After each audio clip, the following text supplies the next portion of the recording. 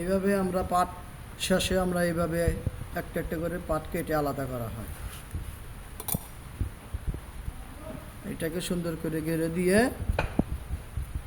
আবার জো ধরব।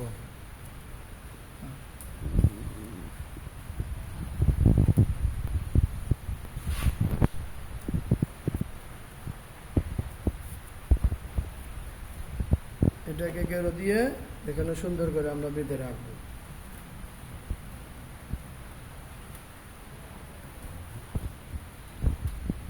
এটাও হয়ে গেল। এখন আমরা পরের ধাপে চলে যাব। আমরা এই যে নেক্সট টাইমে আর একটা পাট ধরবো, এটাকে আমরা কিভাবে সুন্দর করে জো ধরি।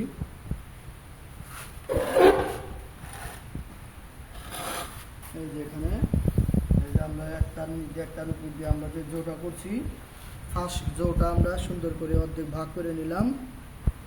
সুন্দর করে হাতটা দিয়ে এই যে একটা আমাদের একটা রশি আছে, এই রশিটা জো করার জন্য রাখা হয়েছে। একটা জো আমরা পাস করে দিলাম। এখন আমরা দ্বিতীয় ধাপের জোটা আমরা ধরবো। এই যে সুন্দর করে এই যে এটাকে আমরা উপরে সুতা নিচে আনবো, নিচে সুতা উপরে থাকবে। এইভাবে আমরা এই যে নিচে জোটা ধরে নিলাম। এটাকে সুন্দর করে জো ধরে এই যে দ্বিতীয় রশিটা আমরাকে পরায় নিলাম। এই যেটা জো হয়ে গেল, এই যে জো হয়ে গেল। এটাকে আবার সুন্দর করে আমরা রশিটা বেঁধে নিই। আর এটা আবার তুলে নিলাম, কিছু নিয়েছিলাম, ওইটাকে আবার সুন্দর করে বেঁধে নিচ্ছি যেন না বার হয়ে যায়। শক্ত করে বেঁধে নিলাম। এখন আমাদের শাড়ির যে মিটার আছে, মিটারটা আমরা এখান থেকে নিয়ে আমরা এখানে দিলাম। এই প্রান্তের থেকে যখন আমাদের মিটার এই প্রান্তে চলে আসবে তখন আমরা এই পাটটা কেটে নেব। এখন আমরা সুন্দর করে পাটটা ধরে নিচ্ছি।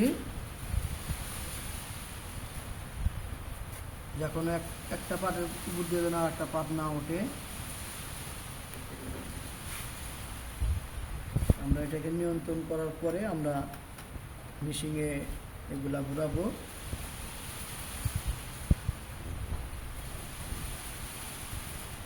বিখ্যাত সিরাজগঞ্জ জেলার শাড়ি প্রকল্পের শুরুর কাজ আমরা এটা দিয়ে করি। আপনারা দেখতে পাচ্ছেন সূক্ষ্মভাবে আমরা কাজটা করে থাকি। কম বেশি হলেই এটা আমরা ফেলে দিই, সেজন্য সূক্ষ্মভাবে কাজ করে আমরা এটাকে শাড়ি তৈরি করা হয়। এখন আমরা মেশিনটা চালিয়ে দেব।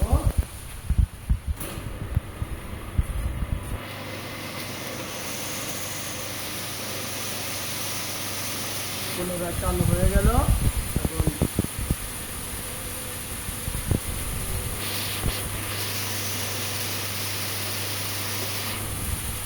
এখন সবাই দেখতে থাকুন, লাইনে থাকুন। দ্বিতীয় ধাপে আবার দেখা হবে।